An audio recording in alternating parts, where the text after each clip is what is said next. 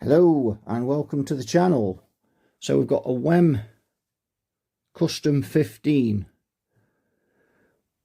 and we're going to take a look at this amp. This is shop stock. I need to get this sorted out. It's got frying problems apparently, so we're going to check. It's either going to be plate resistors more than likely, or it could be a cathode resistor. So we'll turn on and just we've done one of these amps before on the channel, I think. Yes, we have. We're just going to have a look. So we've got volume, on off switch on the volume, tone, speed and depth, it's tremolo, and then we've got another channel here, microphone with the tone there just for that channel.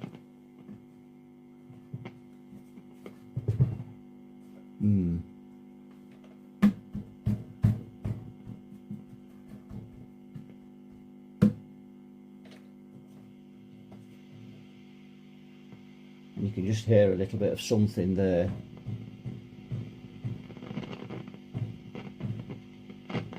Dry joints maybe. I want to belt it too hard because of the tubes, but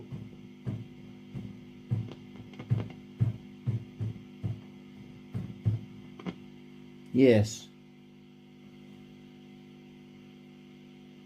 that doesn't appear to be a resistor.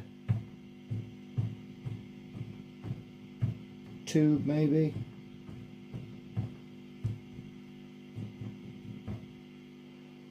Right, we'll crack it open and we'll have a look. Let's unplug it. Let's check the plug first of all. Not with that screwdriver, we won't. Try that one. And we'll just get this rubber plug. And the plug's got no insulation on the on here, so that'll have to be changed. No, it wouldn't if it was mine, I wouldn't be so bothered, but obviously if it's going to be sold, that's got to be changed. Another 13 amp fuse to the collection, no surprise there. Let's have a look at these. That's loose, but we nearly always find those loose, to be fair. So look how well it's been put on. Not great. We've got to put a new plug on anyway. So we've got 13 amp fuse in there. That's got to go. We need to put a plug on it, and we can probably put a 2 amp fuse in there. I've got some 2 amp fuses. In fact, I could probably get away almost with one, but we'll put a 2 in. 2's better. Right, so that's that sorted out. Well, it's not sorted out, but at least we know where we're going with that.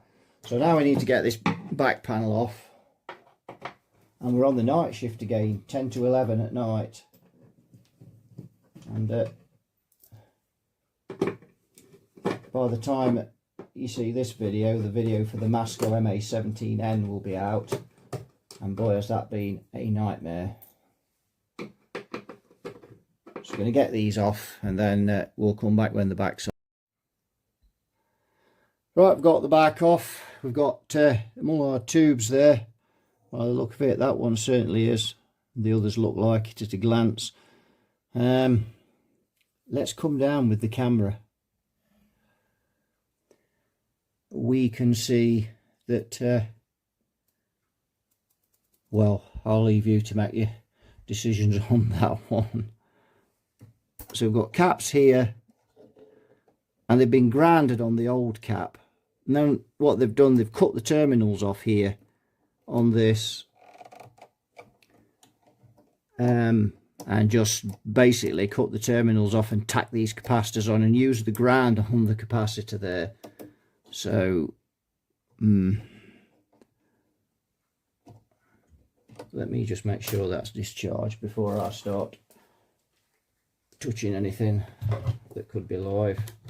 Probably has, but we'll check anyway. We'll always check, always check.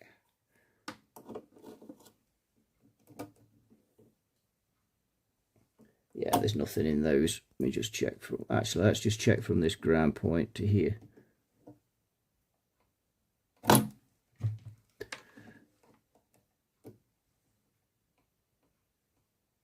No, there's nothing in there. So yeah,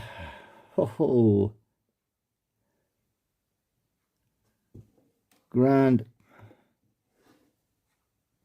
So we'll have a bit better look when we get this out of the chassis, because I think we're going to have to. I could work on it like this, but given what I can see already, I think it would be a good idea to have this out the can. And I've got to get it out anyway, because we need to put a can cap in there. We're not leaving that like that. Yeah, so let's switch on. There.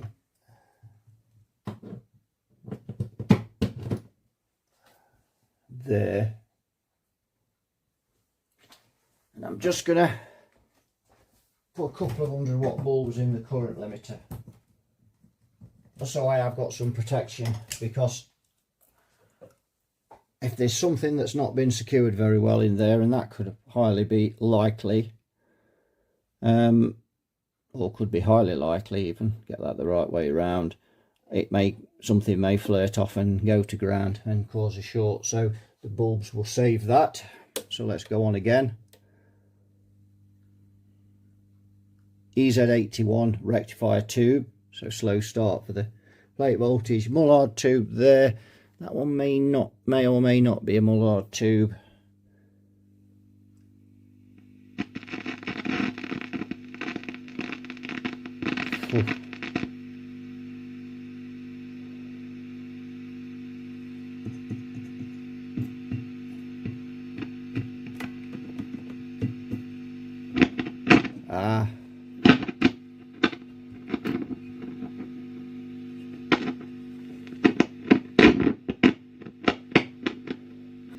So it looks like the tube sockets, when this work was done, it looks like it's been done pretty recently, but these have not been cleaned, have they? It's these three, so it could just be that that's causing that problem.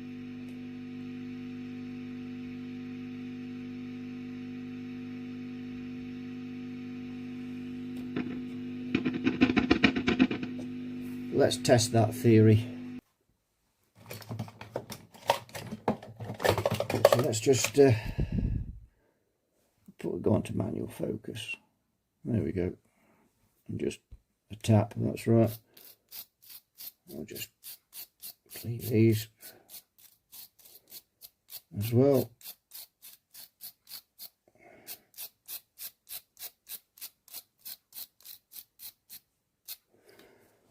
Spray some gumption in there.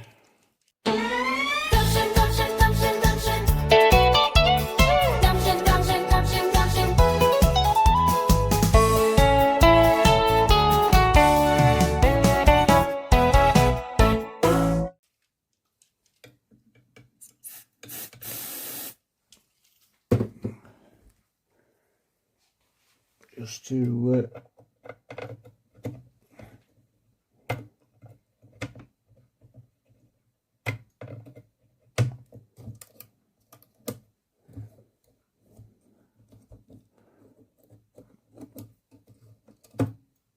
so we'll come out together. We'll just leave that on.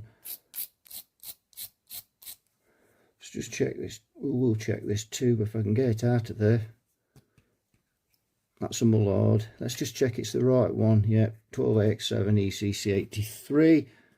Let's give the socket some swage with this.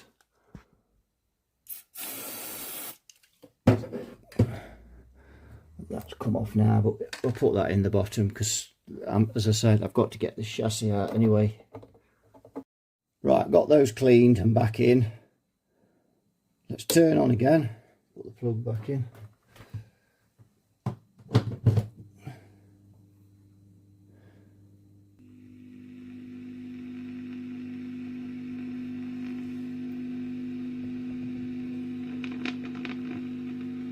Well, they're a lot. That one's fine now.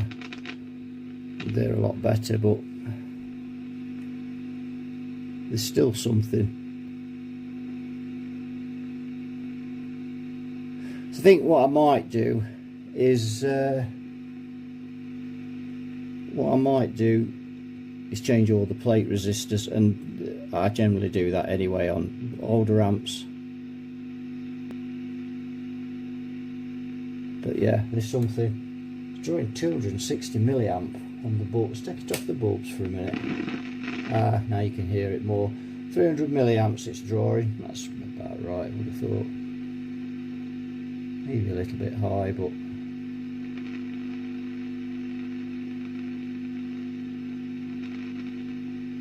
yeah, but you know, given the way these capacitors have been put in, and who knows, you know, what's going on in there.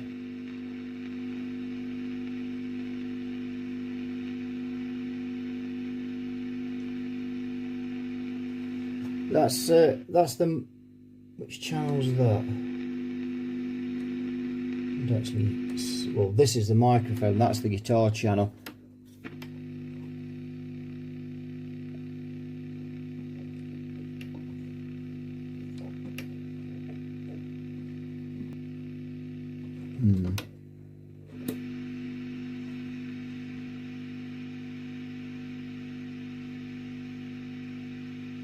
So a little better now. We've cleaned those tube sockets. Obviously we'll clean the other tube sockets and check things over.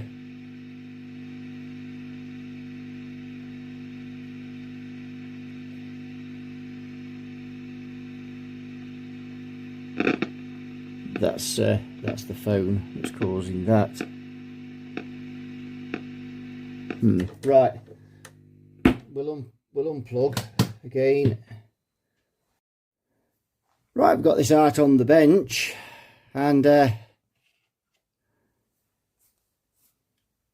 can see what we've got going on there. Now, if you were servicing an amplifier, you'd consider cleaning it to be part of that service.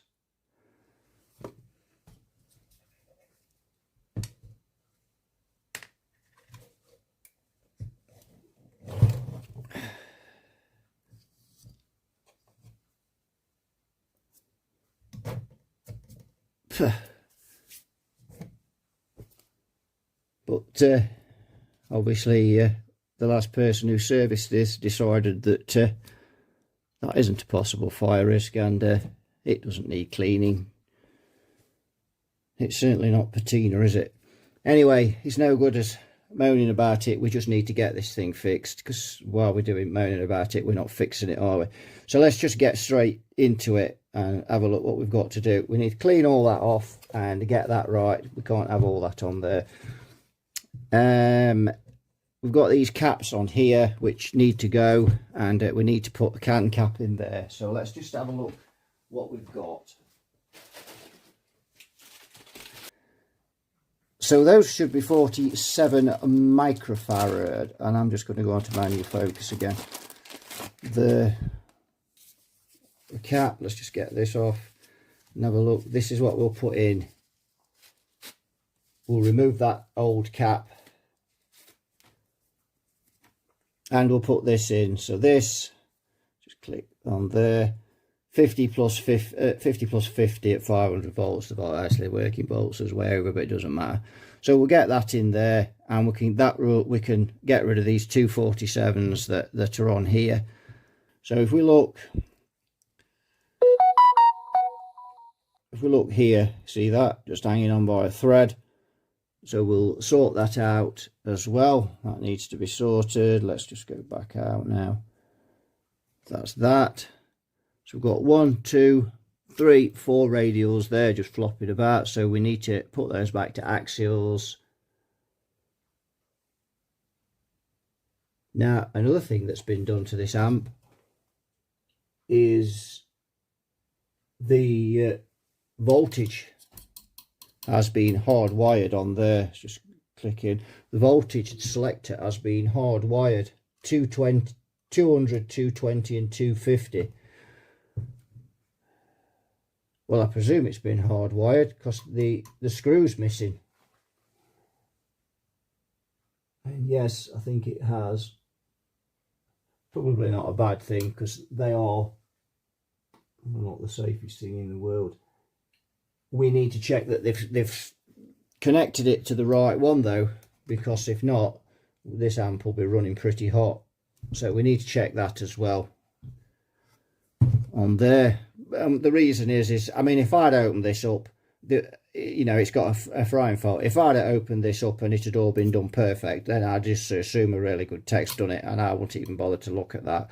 But when you see this and whatever's in here, then things like that, you know, if the lapse on this, then there could be lapse on that, and it may be overbiasing the tubes if it's set at 220 volts or 200 volts even. So we just need to check that to be sure. These have been changed, so that's to sort out. There's another one here, we need to check that, the amount of flux and things, so we need to clean all this board as well. We need to check all of these resistors here. Actually, I did say some of these have been swapped, but now I'm looking closer, none of them have been swapped. We've got the Phillips caps in there, that's for the tremolo. The mustard caps, those can be left if as long as the tremolo works. They do get a bit of a pounding. Another radial cap there to change, and we also need to make sure on the schematic that all the values are right. There is one mod that I do on this amp, these amps, sorry. The microphone channel lacks a bit of gain, and although the triodes are wired in parallel, and they have a 54k plate resistor, which actually is equivalent to makes the 98,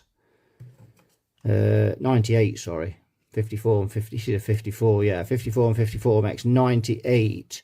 I changed that to 100k, which really bumps this up to 200 then on that, and it just brings that microphone channel to life.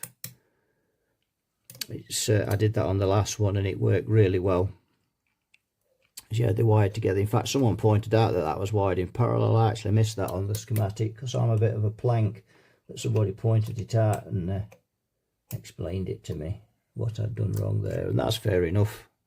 I was just being a plank, but somebody spotted that, so, and I can't remember who it was, but if you're watching this, then thanks for that. So I missed that on the schematic. We need to check the fuses on here.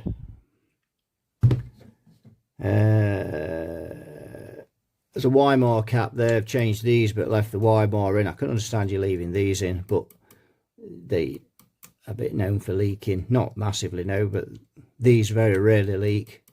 Those leak. They're about 50-50 on those, so we'll check that. I'll probably just change it. Yes, and then there's been some another damaged. I don't understand how you've damaged the tracers on this. Obviously the soldering iron's been so hot, and I'm not even sure there's a trace missing there. Whew. Yeah,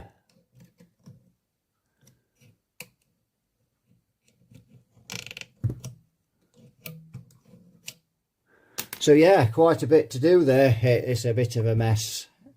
In fact, it almost, looking at that, it almost begs the question whether it's worth just leaving the 3 mustard caps in and just going through it and just changing them all. Just change the lot and start again, because we've got to clean all this board up. I don't know, you can see a lot of damaged tracers, and you can see some serious burnage here. So the iron that they've just used too hot iron. That's what's caused a lot of that damage. You just can't on these old trace boards. You just can't do that. You need to get the iron temperature right, or you just do loads of damage, which is what's happened there. Let's have a check. Let's just check a few resistors, shall we? I'm not keen on leaving these carbon comps in here. I have to. I mean, there's this thing again about tone and whatever, and yeah, I get some of that, but I like to get amps reliable, and carbon comp resistors they're just not reliable. You know, I've changed carbon comps because they fry in. Even new carbon comps, they are just carbon composite. I just don't like them. Some people love them. I don't. To me, I'll go with the carbon films or the metal films every time. So that should be 270 And I know these should be 270 even without looking at it, because as I say, these Wems, I just know them like the back of my hand. Done so many of them.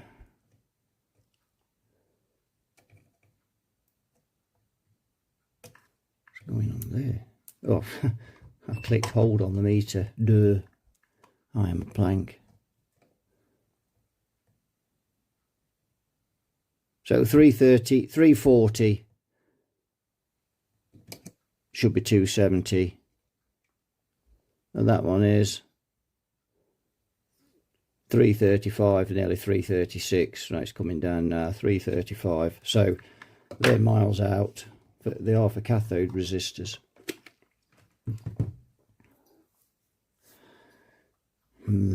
What I tell you what gets me with all this bodgery. This comes in for a fault. It's got a resistor frying problem. We go through, we test, we solve the problem, we put it back in its case and send it on its way. And then we get on to the next amp. But what's going to happen now, this is going to take twice as long to sort out. And then the repairs just get further behind. So, yeah, and I'm trying not to get angry. And because people don't tune into the channel to listen to me moaning.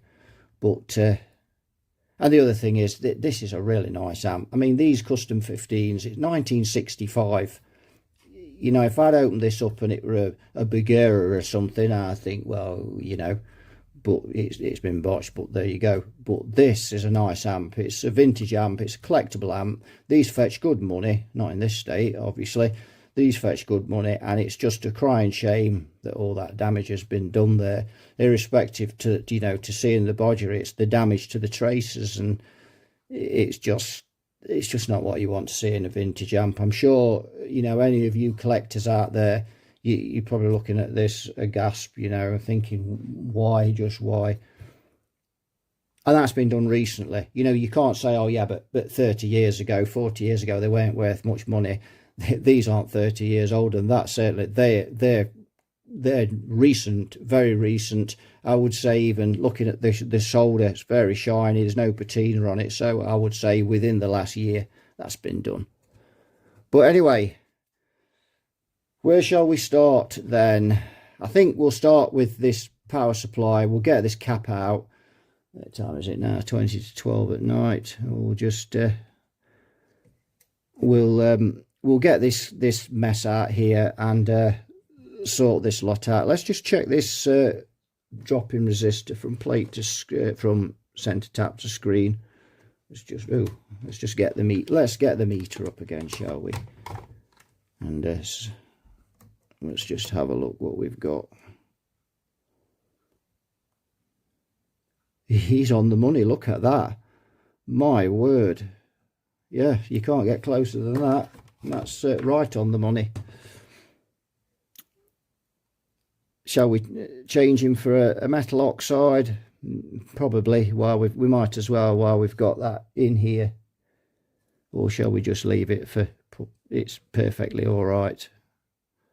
We'll leave it. We'll leave that in it. That's okay. It's absolutely spot on. I don't see the point in changing that. So we'll take all of this off, and then we'll just warm the soldering iron up, and then we can just drop this can out of here and pop the other can in. Shouldn't take too long to get that wired up. So yeah, we'll soon have it looking spot on again and sounding spot on. So we don't need that. We'll cut that out there. Just don't need these capacitors. There, so he can come out. What's he stuck down with? Some gooey, I don't know what that is, but we shall soon find out, won't we? Some kind of steel. What is that? It's not sticky back plastic. Has been watching Blue Peter. It's Play-Doh. I don't know. Let's go a more close. I don't know what that is. Play-Doh. Anyway, whatever it is, it's gungy. It hasn't done any damage to that, so to the paint on the chassis, so that's something. Now then,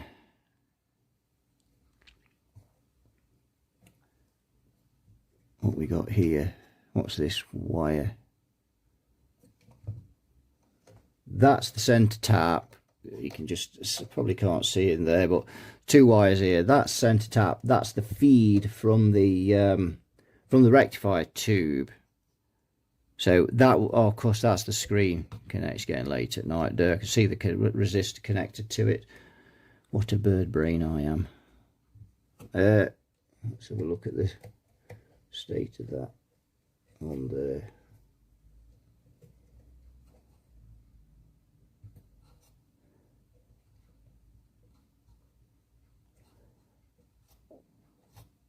Let's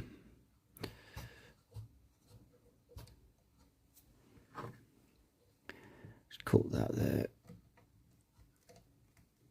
like so.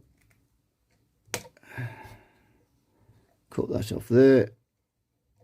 So we get rid of that. Can't see anything, can you, with my mitts being in there? It's always difficult when you're getting into these chassis to film. They're just still a bit overexposed as well. Let's get that back in focus, because I'd focused it for that. We'll cut that off there. And the grounds, you can see the grounds are fastened onto the cap still. It just used the lug off the grounds there. So that's a first class bit of bodgery. We'll get rid of that. Now we need to turn it upside down. We need to get that cap out now. And there, out of the need to get that out of here. Oh dear, can't even see the screw. Blimey, or the nut rather. 1965. 60 years of fleff.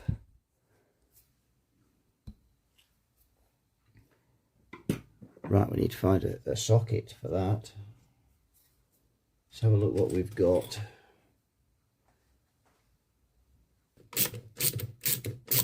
There we go.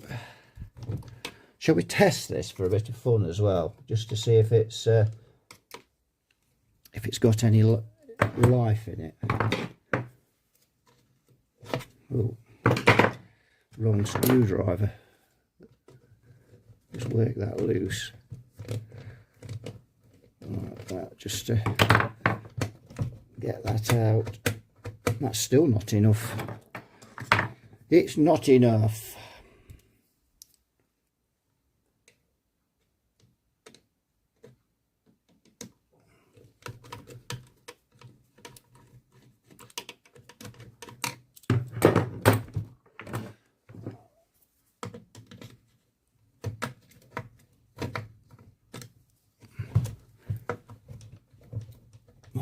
Dearie me, he doesn't want to come out, does he? He doesn't. Ouch. My thumbs don't really want to pull it out either. There we go. Whew. Right, let's have a look. We've got this can cap. 70 microfarad at 0.32. It should be 47. It should be 50 actually, this one. And let's go to the next side. 63 at 0.28 ESR again. So yeah, probably worked okay, but be leaky. And yeah, so they obviously just decided to recap it. That wasn't actually, you know, if we'd have gone on there and just not got a reading, then we'd have known it. They capped it because it was all over. Right, I've got to get all this, let's go there again. I've got to get all this dust and crap off here, and then get that in there, and then we can start wiring that up, and that'll be one job done. So I've got most of got all the dust off there, and I've just cleaned that down with some alcohol there, just to get there's a bit of bit of a skirm line on it.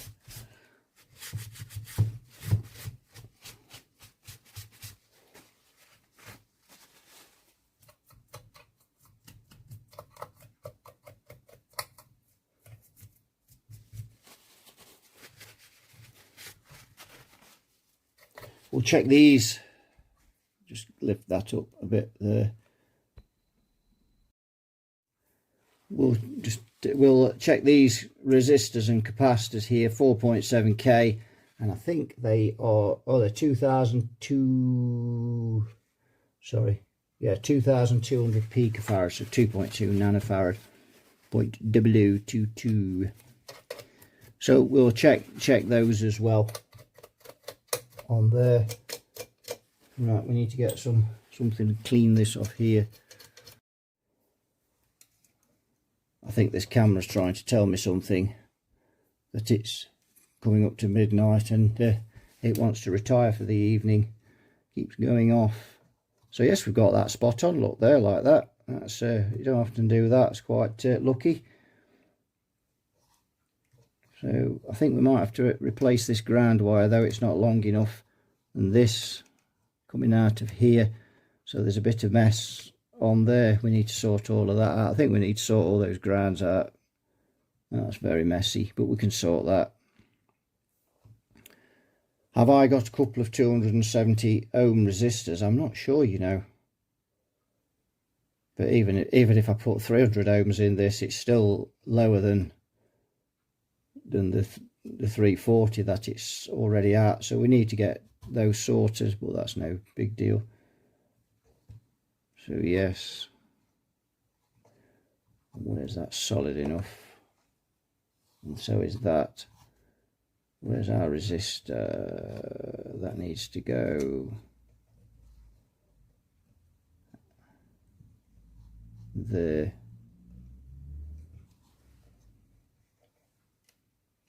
Actually, what's going on there?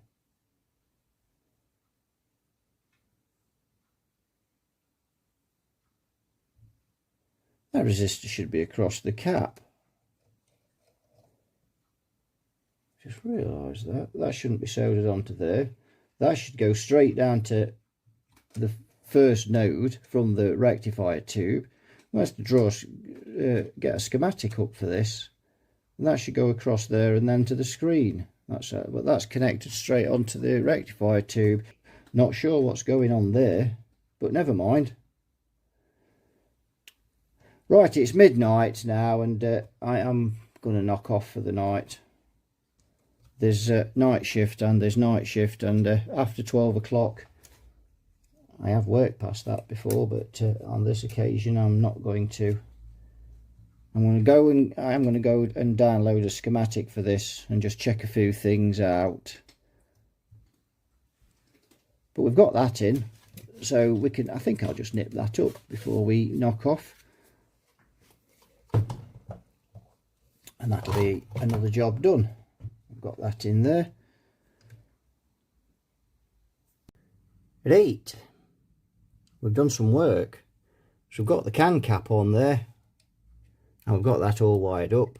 We've got the resistor across there, the drop-in resistor. Changed the cathode resistors.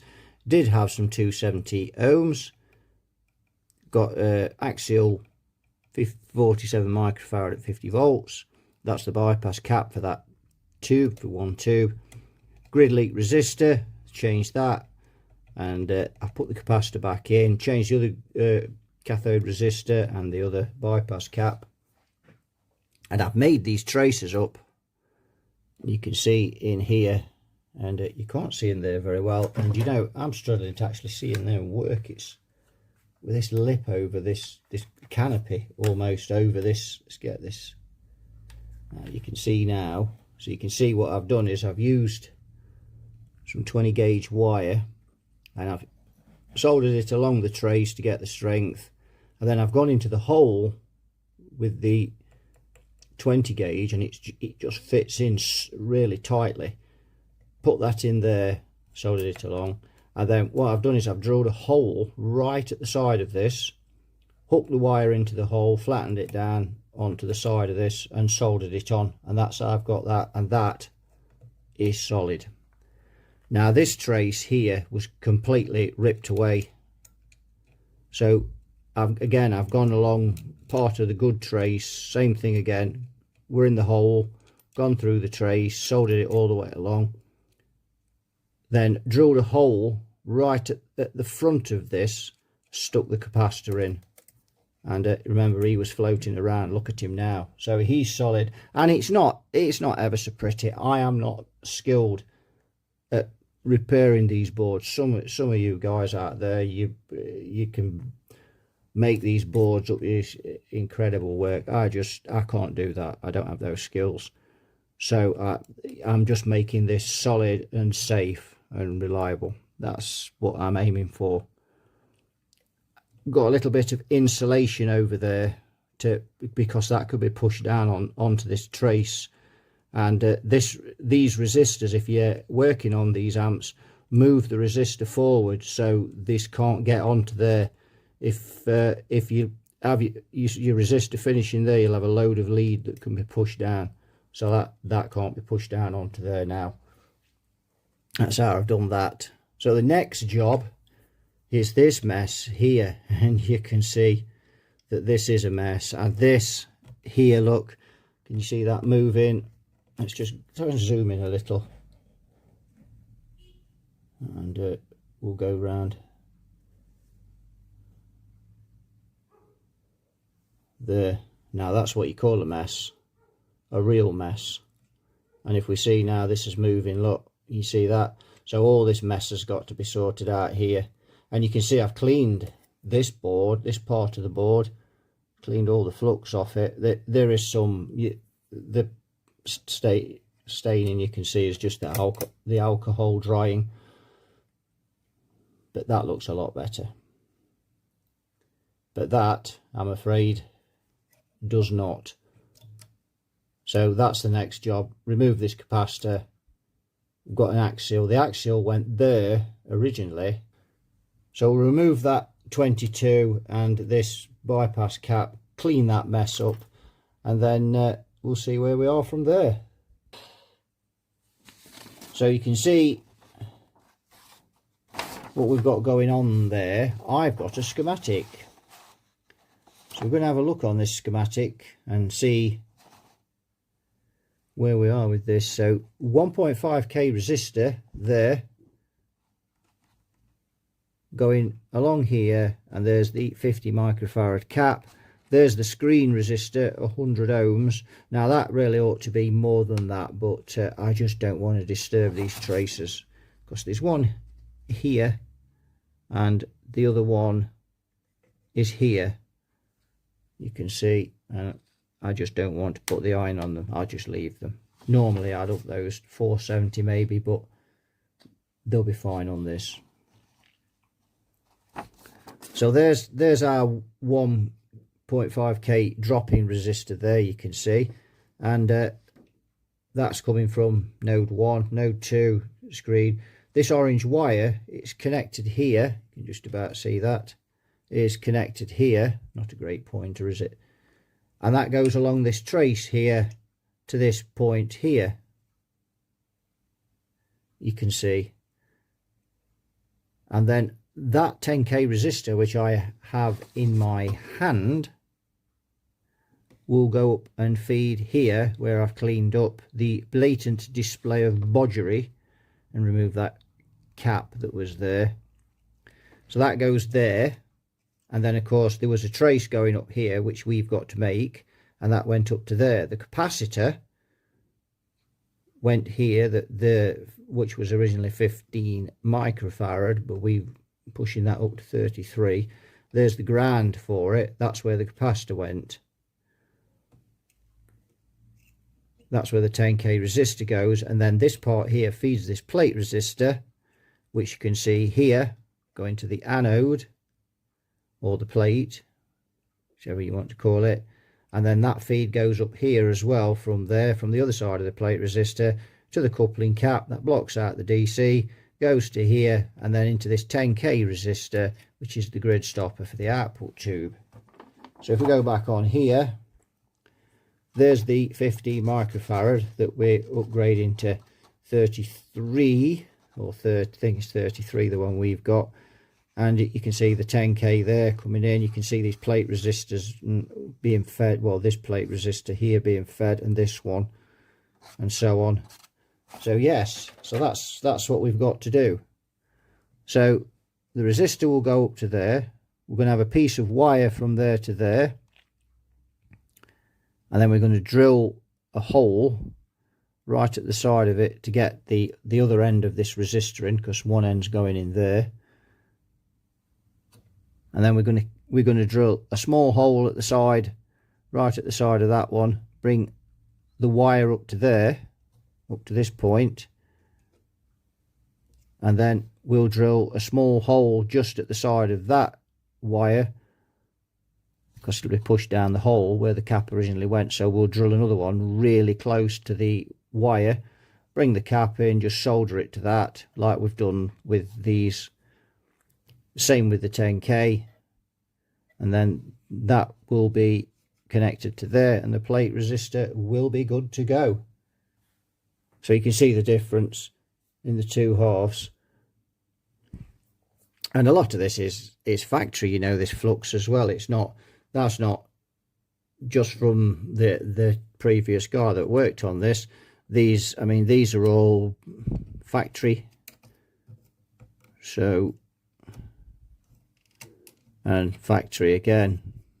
So yeah, most of this flux is from the factory, I'm guessing anyway.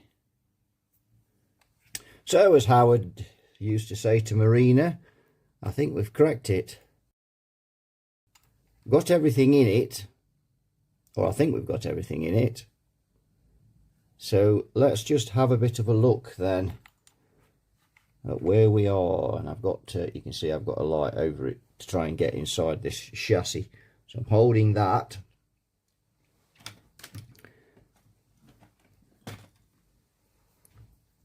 So now we'd got this part of the board done.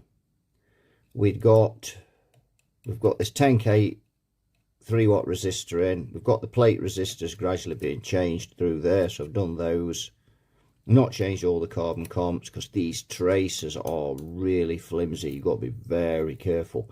So what I don't have to take out, I'm not taking out. Left the mullard caps in, the mustard caps, whatever they are, those they seldom leak. We've worked his way down here. We've changed this plate resistor here, and what we've done, let's just go in a bit close, zoom in, oops.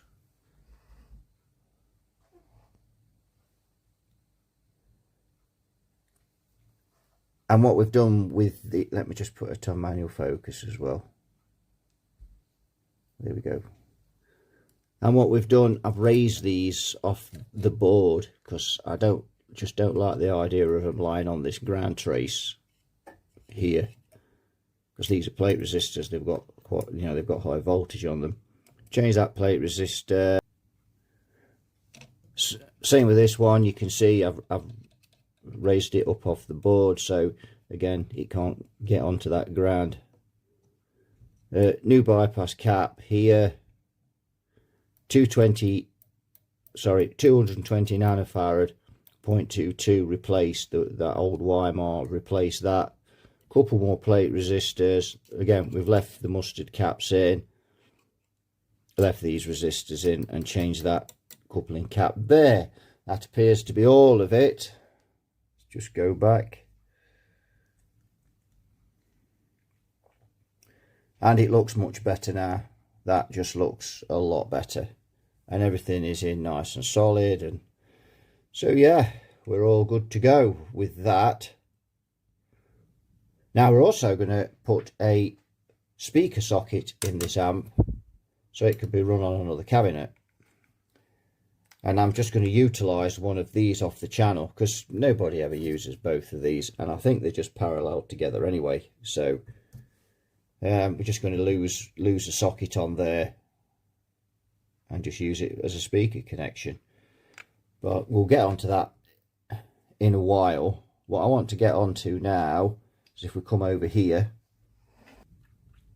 So now I want to get onto these fuses, and I've taken these out, and you can see they've not been out of there for a number of years, and they are quite grubby, corroded there on the sides there. We just tap that so you can see them. So we need to sort those out, put some new fuses in there. We need to clean these fuse holders because they're a bit corroded as well. They just need a bit of a polish up. We've got some oil or whatever that's been sprayed around this socket, so we just need to clean that out. Right, it appears that one of these output tubes has got heat cathode short, according to that, or short leakage, whatever. In other words, it's all over. So we need to find another tube to go with that other mullard. I have got some mullard tubes somewhere. Right, we've got all the tubes in, so we're going to fire this amp up on the bulbs. We're going to bring it up steady on the bulbs. It'll come up extra steady as well because it's obviously got the rectifier tube in. And we've got the meter as usual upstairs there. So if we switch on there, so I think we just need a bigger bulb. So I'm going to put a 25 in. Is that 25? Just to get us rolling. There it is.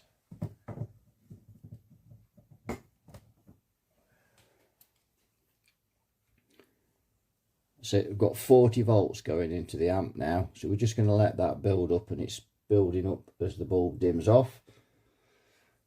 50 volts.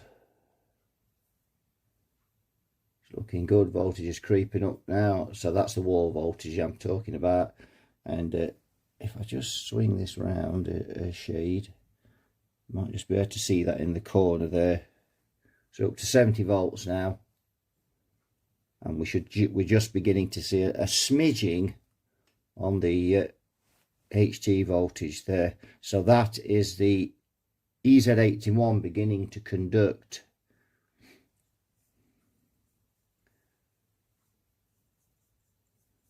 So we don't want to be shocking these new capacitors to life. I want to bring this up steady in case there's any faults on it, i.e. if I've made any mistakes. We all make them. You can see now the voltage is up 11 volts, 13. Let's just alter the speed on this. That's better. 23, and that's going up pretty quick now, even on a 25 watt bulb. Got 74 volts going in.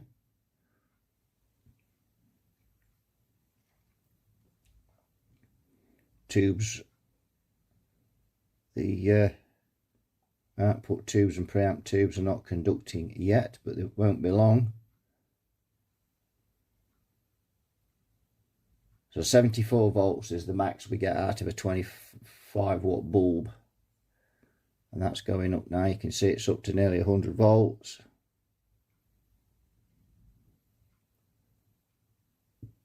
Bulb's got slightly dimmer.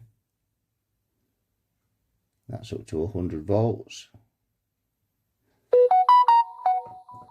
I'm just going to put another 15 in with that, so that will give us 40 watts, and that's going up. That's shot up now to 117 volts going in, and you can see the plate voltage rising, so we should have sound soon. Let's plug in the signal generator.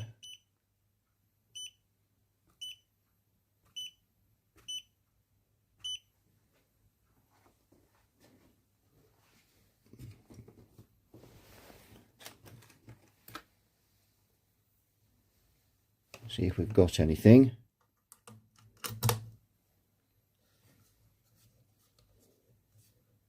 Don't appear to have yet, but the tubes are beginning to conduct because the voltage is going down on the meter now.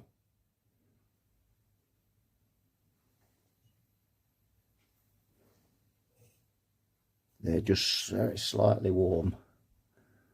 You just take that down because that's a little bit too much. That's still too much. That'll do. That's still a little bit too much, but well, I can't hear a bean out of it at the moment.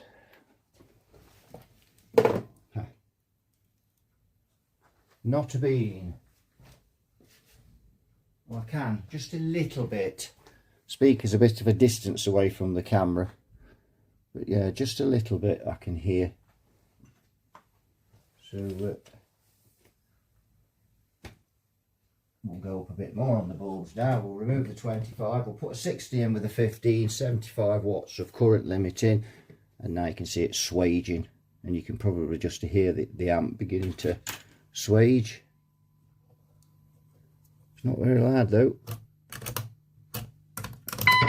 It is in that channel. There we go. So we've probably got a fault on the other channel then. So again, so we've probably got a fault on this channel, and again with all these traces and problems, there's no surprise. Yeah. Yeah, so I need to, my word, still got all the sockets to clean and the pots to clean, which is not easy on these. We can just get in.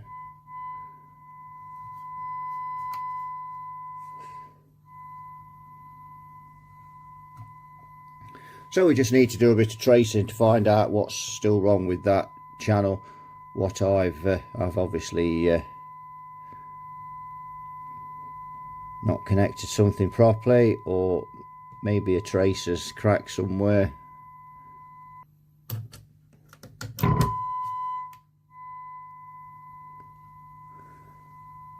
But that's looking good, small fault, nothing to worry about, drawing 180 milliamps.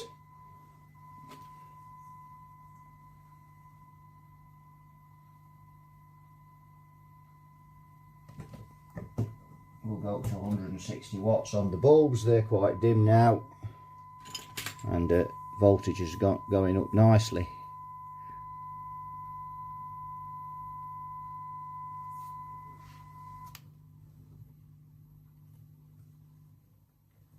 Yes, we've got a bit of a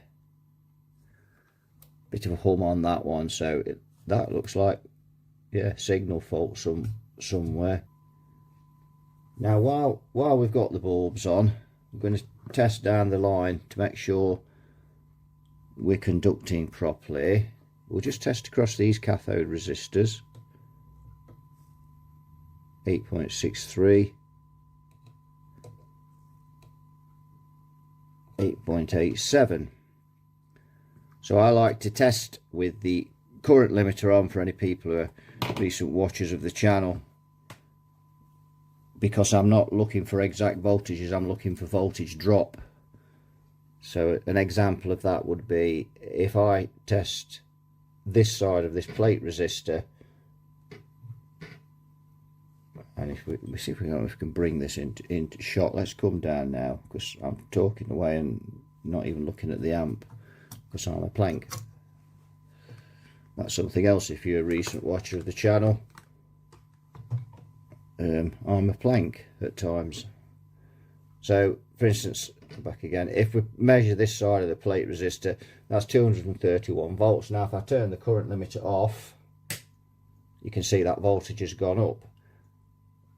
But I'm not really, at this point, I'm not concerned with the exact voltage. I just want to see if there's a drop across that resistor. That tells me the tube's conducting. So 232. So if I come this side, 170. So I know that plate is conducting. The other advantage of testing with a current limiter on, if you slip with the probe and cause a short, the bulbs just take it. There's no issues. So we'll try this plate resistor, 233. If we come the other side of that, 170, so we know that one's conducting. We try this one, I have to be a bit careful here because these traces are really close together. I'm just going to put my light on there. So if we go to here, we've got 148, and we've got 233. So yeah, that's right, because that's the plate end, that's the feed end. But that,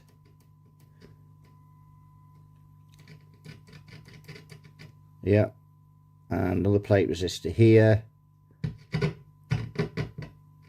228, 225, 228, 225. So that tells me that's not conducting. So is there a problem with those? Yeah, we've got some problem there going on, haven't we? With that, is that trace, then these traces, they're so flaky. Is that trace broken there? 227, 225. So there's a problem there, that resistor's not conducting, and that's probably why we're missing signal on that term. But we'll come back to that on that channel. So let's go here, 230, 232. There doesn't seem to be much there either.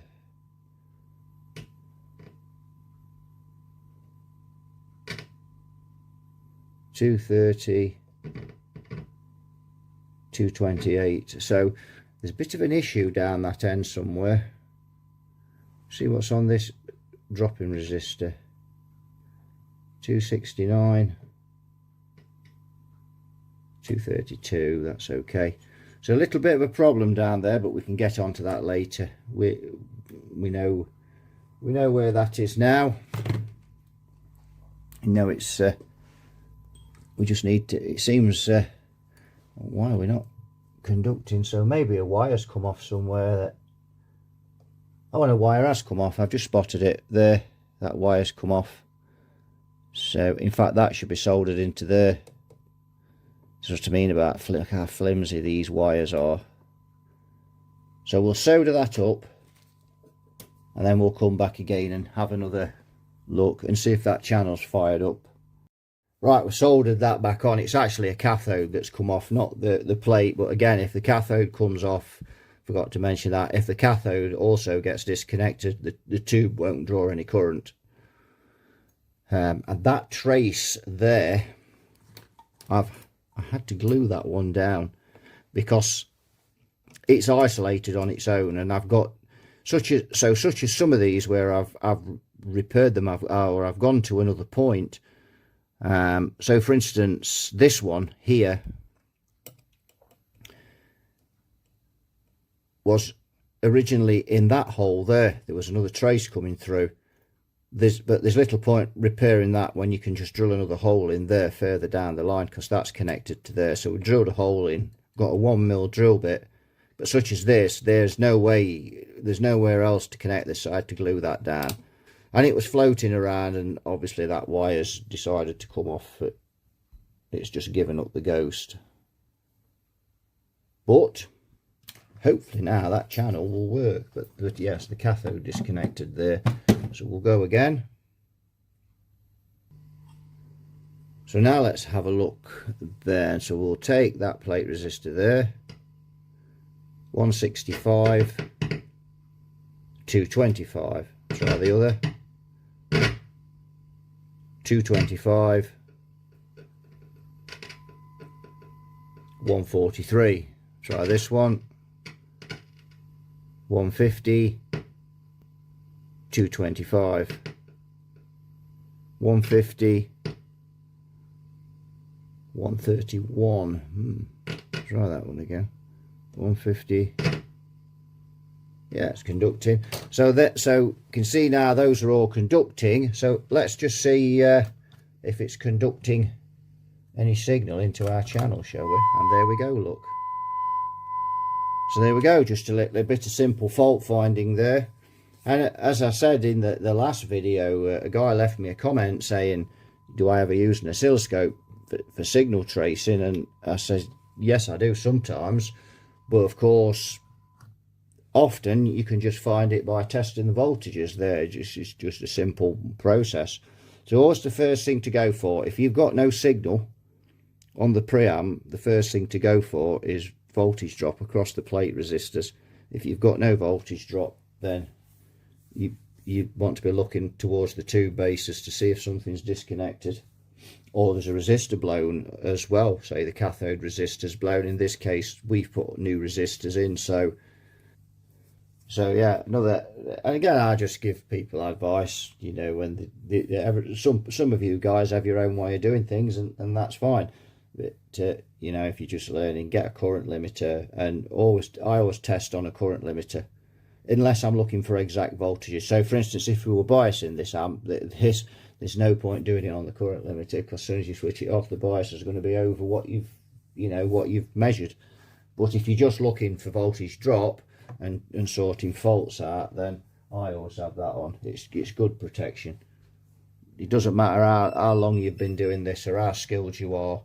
You know, you slip with the probe and cause a short, especially in this amp, you know, cause a short and it blows all the trace off. We've seen enough of the traces damaged.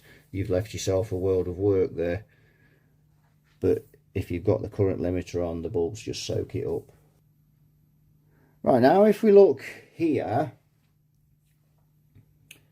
get something to point with, you can see we've got some voltages down here, and you can just about make them out. And here it says 11, and I think it's V4 plus 5, which are the output tubes, V4 and V5. And there it says 11 volts, I think, and it says pin 3 there. So that's the cathode voltage, 11 volts. So here we've got 320 volts coming off the first node. And that goes on down there to the center tap and onto the plate. So we may have a bit less than that, but we'll roughly work off that figure. 320 volts. There may be a drop across here of 1 or 2 volts. There may be more. Sorry, I'm trying to hold that still. So if we deduct our 11 volts from the 320 there, we end up with 309. Now we know our plate resistor, we know our cathode resistors are 270 ohms. So if we take that 11, oops, fail. So if we take that 11 volts and we divide it by 270, let's take 5% off for the screens, and if we times that by our 309, that gives us 11.59 watts there. So 12 watts, so cathode bias, so 100%. That's how I've worked that off there. It might be a little bit less than that, not much less, because again, there may be a volts drop across the transformer, which we'll check when we actually do the bias. But what we'll do now, we'll swage him with Murray the meter and put him there. Go up a little bit with the camera.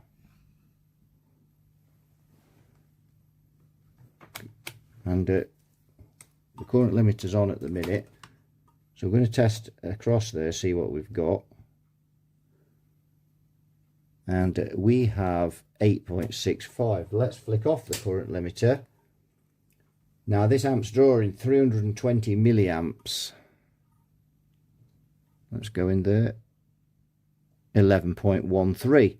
So that's probably about bang on. Let's have a look at the other one. 10.97. So we know we're about right with the current then. Although, like I say, 320 milliamps, but that is a bit high. But then that's what it specs out at on the schematic. So again, 11 divided by 270, that's giving us 40 milliamps per tube. Sorry about that. 40 milliamps per tube. Take away 5%, we've got 38 milliamps there going on. So yeah, so now we just need to check our plate to cathode voltage. And I can tell you that says 320 on the schematic, But if we go up on there, you can see we've got 343 there going in, and we've got 237 volts going in off the wall. So I did say that was a little bit high, that 320 minutes. If we look on here, whoops, wrong way, sorry. If we look down there, we're drawing 320 milliamps. So that always gives me a bit of an idea. And I know that's not just, obviously that's the whole amp, but it usually gives me a little bit of an inkling that we're a little over biased. Now this, so I'm just going to take this down, and I'm just going to switch the camera off and move it back, because I need to get right in here where the camera is, and I need to be sure I don't short anything. Right, so there's about a 2 volt, 1 or 2 volt drop across that transformer, a couple of volts.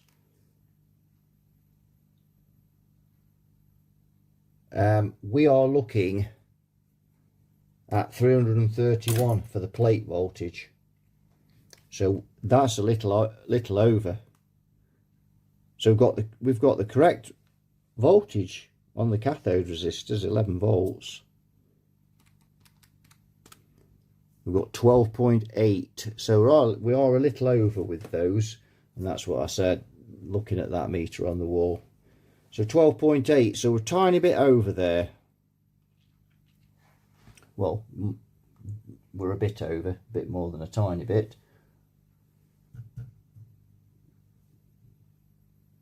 Transformer's lukewarm, but then we're not swaging this amp particularly. Now, a lot of people run these EL84s at 13 watts. Some people say that they even sound better being run at 13 watts. And there's certainly an argument for that. And these Mullard tubes, they really do take a beating. And they're really rugged. So a little bit over. But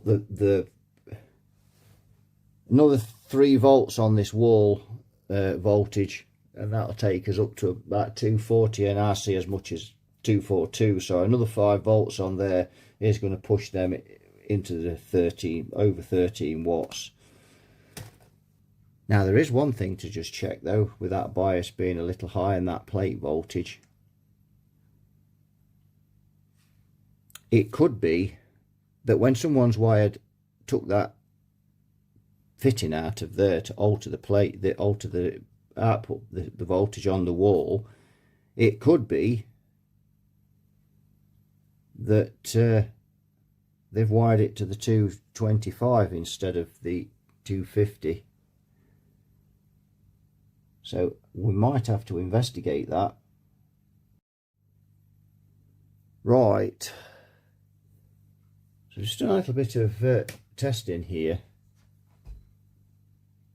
If I look up at this meter now, if you look up at this meter, you can see we've got 341 volts on the plates. About 340 we should have on the plate.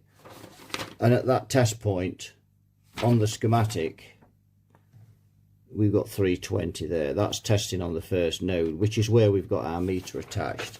So I'd probably say, like I said, there's a couple of volts drop on the output transformer.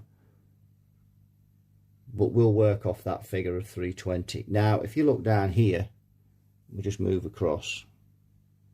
If you look here, you can see we've got 235 volts going in. So I've got 250 watts of current limiting on here now. And if I flick that in,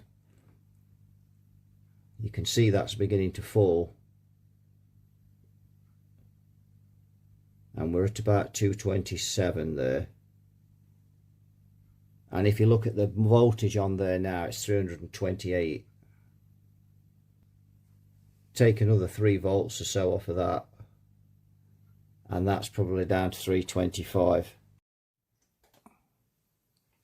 Right, so we're just looking inside here. I've got the camera handheld on the gimbal, and we're just going to try and have a look how this voltage selector works. So if we look here, this, hang on, let's put manual focus on.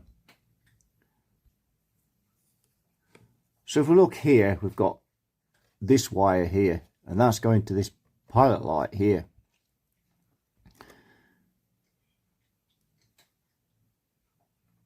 Here, sorry, not there, here.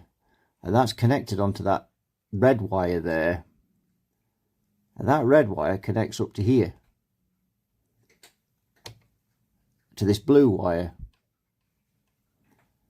And that is the 220 volt tapping. You can check that by looking on the front there at the where it's written. The purple one is the 250 volt tapping.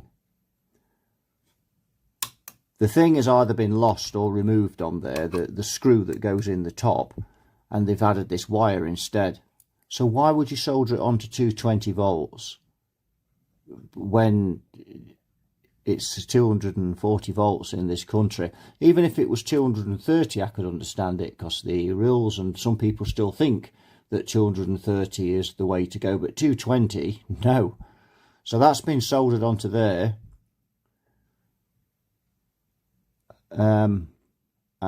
That is the problem. So as I thought, looking at the current on the wall voltage and the voltages on the schematic compared to what we got on our meter, and then when we did the test with the bulbs where we dropped the voltage down to 228, we got the bias virtually bang on there. So that's actually what's wrong. Now, if I'm just going to switch this amp on again now. I'm going to power up. And I'm just going to reduce the bulbs. I'm just going to put about 160 watts in. We got 250 before. So I'm just going to reduce the bulbs slightly. If you watch what I'm doing here, I've just dropped that in there. Watch the current on the wall. Now look at the bulbs.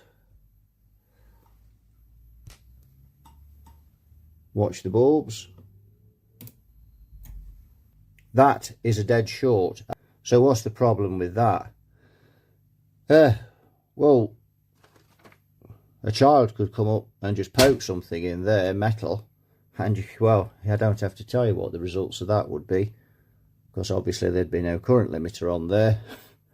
Yeah, so that is extremely dangerous to leave that like that. Extremely dangerous. So not only did they wire that up onto the 220 instead of the 240, but then they've also left that exposed there. And if we go right onto the edge of that with the meter, and to do this, so we'll put the meter to ground there.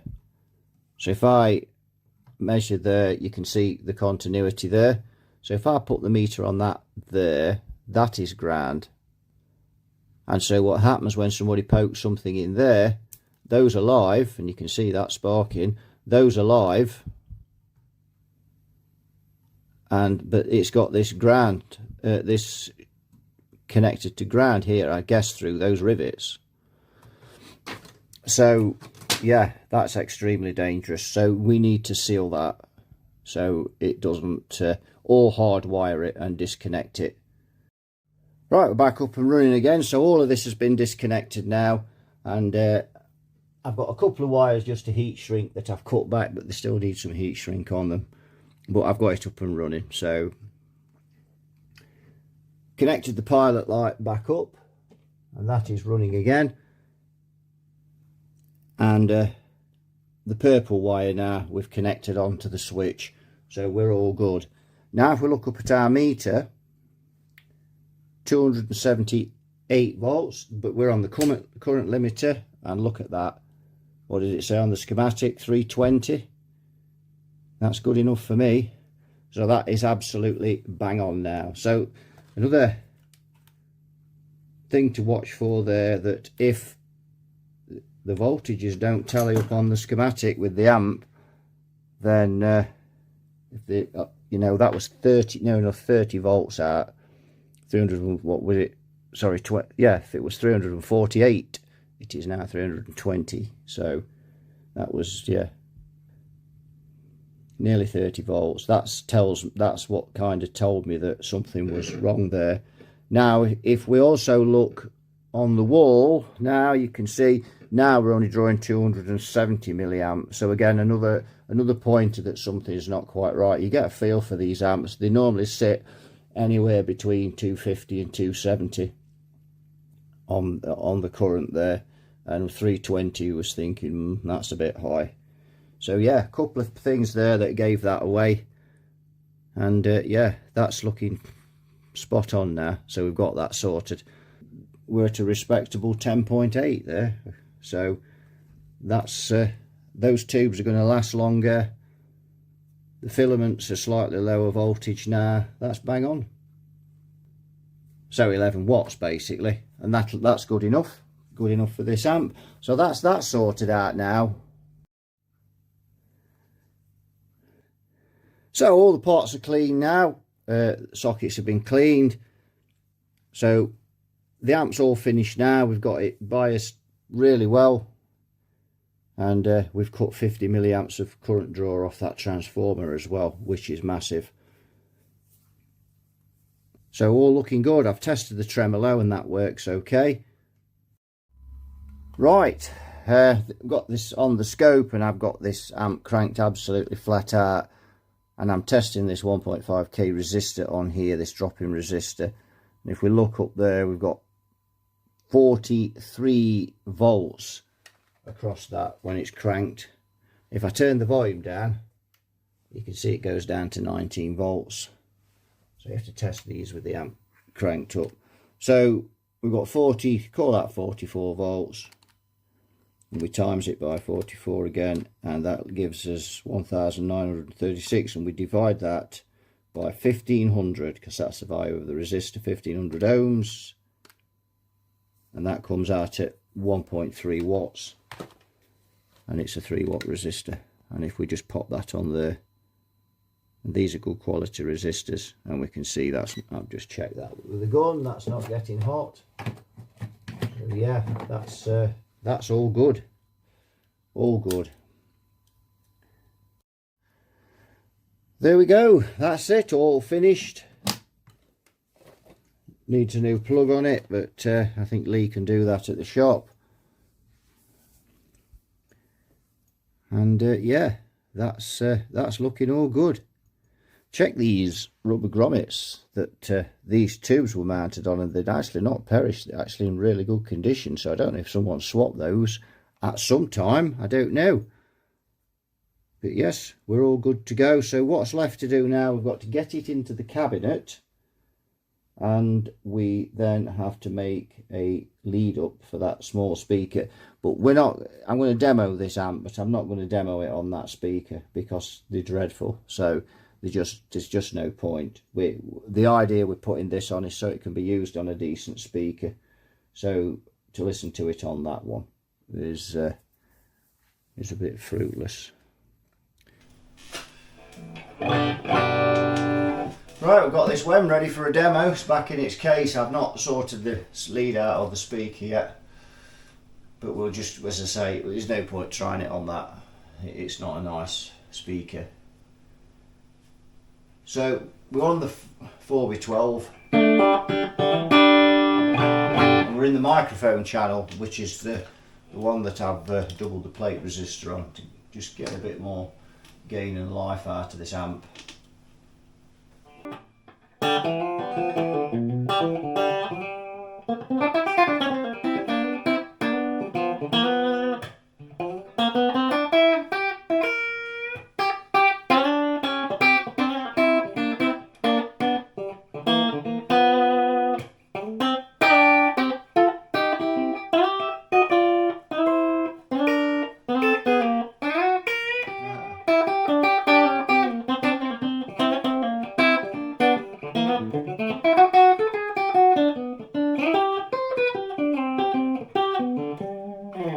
That's on single coil on the bridge.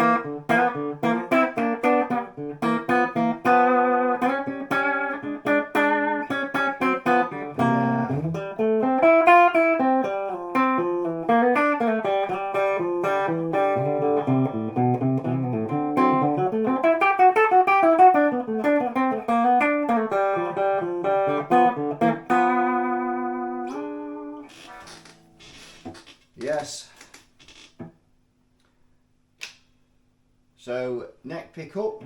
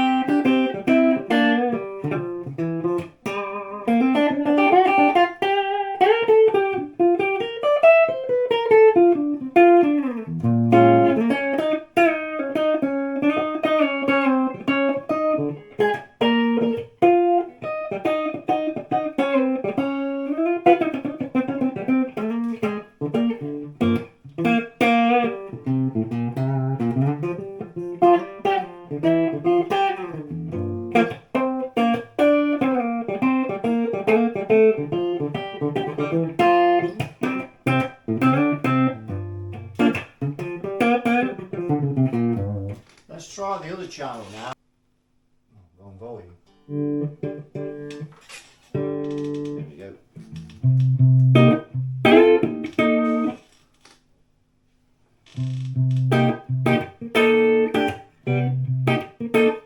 Whoops. And that's with my glasses on.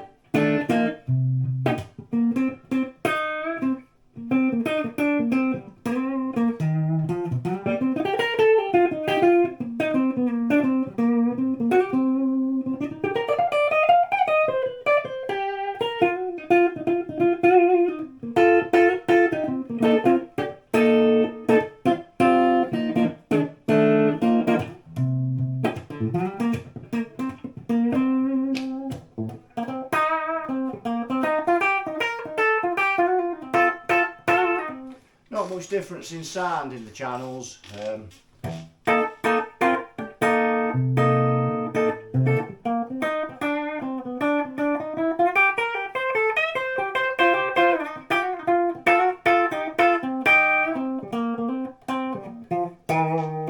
Bit of a honky tone on there.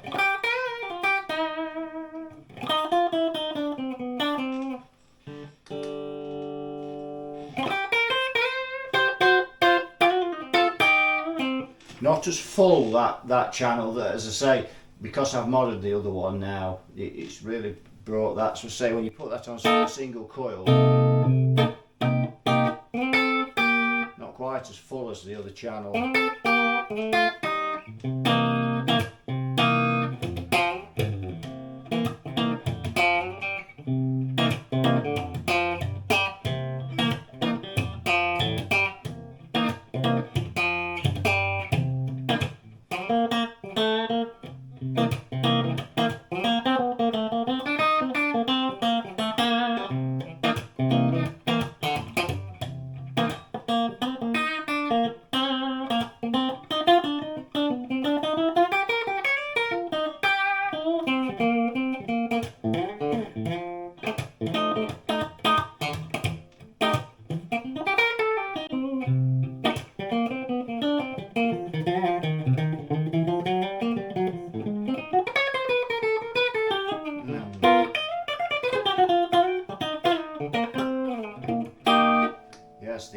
the slap, it kind of hurts a bit now with the arthritis. Keep doing a bit of it, but it's quite painful. Used to be really accomplished at that when I was younger. So that'll do it for this one, enough waffling, and I'll see you in the next video. So you all take care, bye bye for now.